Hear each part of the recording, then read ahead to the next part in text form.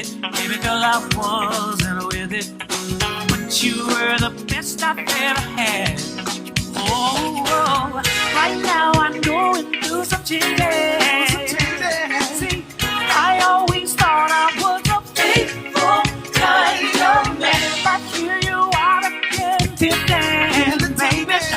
Baby, when you lick my lips, I said right now, in the heat of the moment, baby, I lost my head, lost my mind, and I didn't know what to do. In the heat of the moment, baby, I fell in love with you.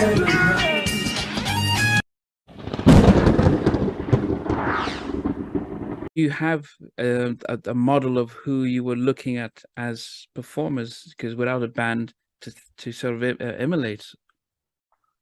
Wow. I think there was a gap in there. I think during that time, like you may or may not know of this group. There was the Deal, there was Cameo, there was also a group that my brother was in prior to that called Manchild. Oh, yeah. Okay, and so Manchild was on some level kind of emulating, taking a look at a lot of these, so many self-contained groups back then. The Barcades were doing their thing back then. So you had Manchild, and of course Manchild was looking at Cameo. But as things moved on and Kenny evolved and he became a member of the Deal, then now you're still taking a look at Cameo and the kind of music they're doing. You're taking a look at Prince, because Prince and all of that stuff was starting to, really begin to cook as well. So I was having a conversation with Danny earlier and just thinking about some of the things that they used to do when they got prepared for a show. And sometimes there was like, eyeliners and stuff that they would do, fix up makeup. That was all part of what that period was. It was all a part of that what that period was, doing those things that they thought were part of what would help sell you. And so at that point, for Keith and I, we weren't looking from a self-contained perspective. We were more of a stand-up male vocal group. And so, that means separate and apart. We'd have a band that would back us, but we were the entity. For Kenny and LA and D and my goodness, I'm about to go blank. KO, Carlos, KO and Carlos, Stick, all of them. They were a self-contained unit, and they made the sound collectively together. Whereas Keith and I and Melvin, we were standalone. What we were doing while that was going on, we were busy going to late night little shows in the Indianapolis market and doing gong shows. Are you familiar with those? Yes, I've heard of the Gong Show. Yes. It's kind of like a little competition, Yeah. and you go in here and somebody sings and this person sings and you're really singing. You're up there and you're singing. You're trying to see who's going to do the best job and win the prize, take the money. And that's kind of like what we did in the interim. But really at that time, I think we got to a period where everybody kind of got into their careers in terms of what they were doing as being adults. Now moving on into your lifestyle and working a 9 to 5, doing those kinds of things. And that's kind of like where we evolved to. But, as time went on, Kenny and LA persevered, continued to write and produce and had opportunities out on the West Coast, which is what really opened the doors for them to start really having an impact on other young artists, because at the time, Solar Records and Dick Griffey gave them an opportunity to start producing. And that's kind of what it was. So things started cooking for them. And meanwhile, back at the camp, we working on 9 to 5. Keith's in Chicago. I'm in Indianapolis. Melvin might have been in Cincinnati for a while too. And I recall calling my brother Kenny, and I said to him, "Hey man, I got to get out of here. I don't care what I don't care what you have me do. I'll load equipment. I'll push. I don't care. Just let me know. He said, okay, just okay. I hear you. Be patient. And he gave me some words of advice. He said, well, right now we're working on some things. I can't say exactly what it is, but I would tell you, if you got bills or whatever it is, pay all your bills down.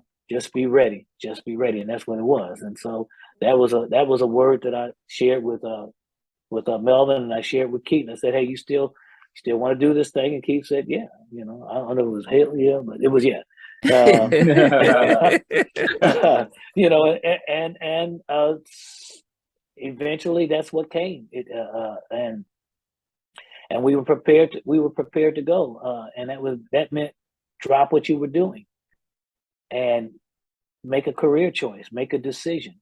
And that's what we were prepared to do. But we didn't feel like we were just taking a big risk. We were taking the best risk I think anybody could do for an act unknown to go and have an opportunity to sign with a major label because of the reputation and the level of success that both Kenny and LA were experiencing and the rapport and relationships that they were developing.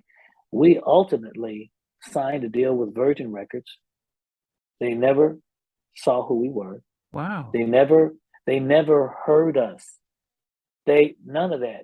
They just figured, hey, if it's LA and Babyface and they got some brothers that sing, we'll sign them, snatch them up. And so we had a deal sight unseen, and that was a good thing. Now, was it always the three of you, or did in After Seven, yourself, Melvin, and Keith? And Keith, that was it. Yep. Okay, so you always settled on the three, like a Levert, or did you think of it wasn't a sense that we need the harmonies and? It never became that. It was the 1, 2, 3. It was it.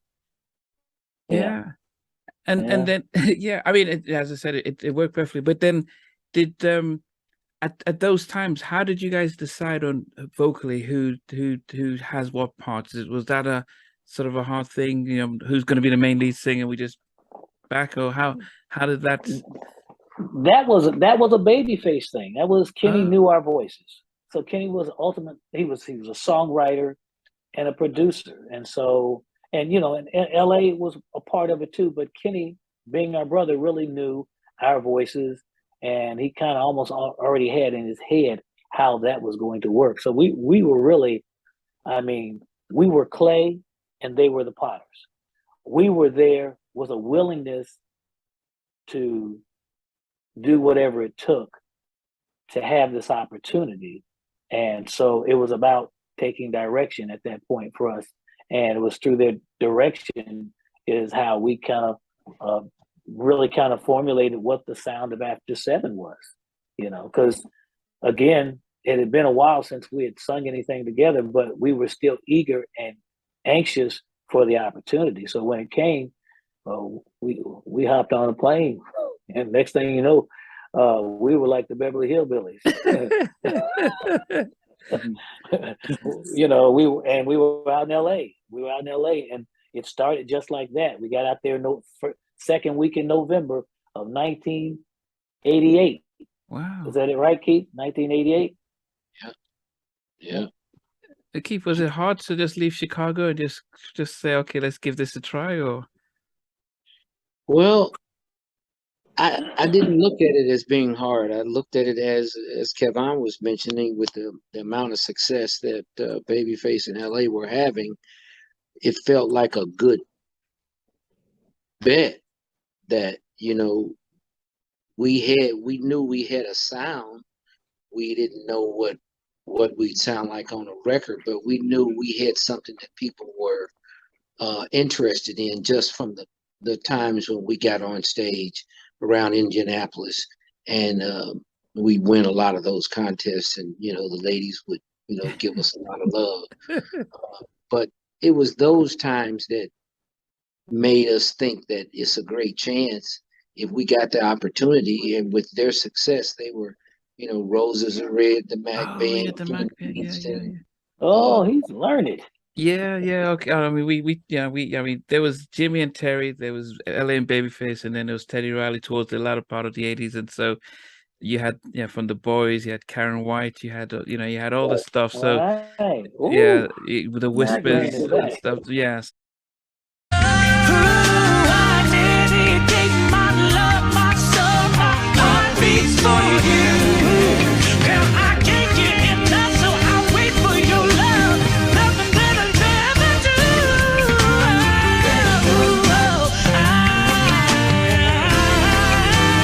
I'll give you everything.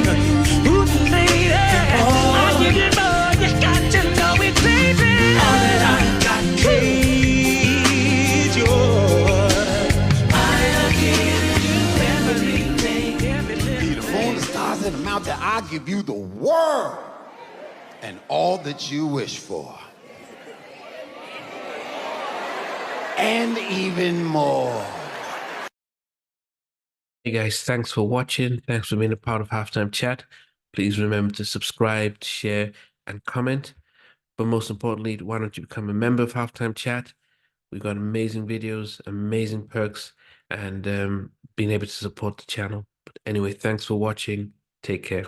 I never participated in that kind of. And somewhere in between us for even loving us, on which I didn't miss you. What was it like growing up? She's still making an impact on 4 houses down. I have a couple of pieces. Trying to get this one and that one. That works for you, but just for me, No. Okay, you okay? They understand what Jonas boys and men all Lay it. These guys, they all work together. I mean, I love all different genres.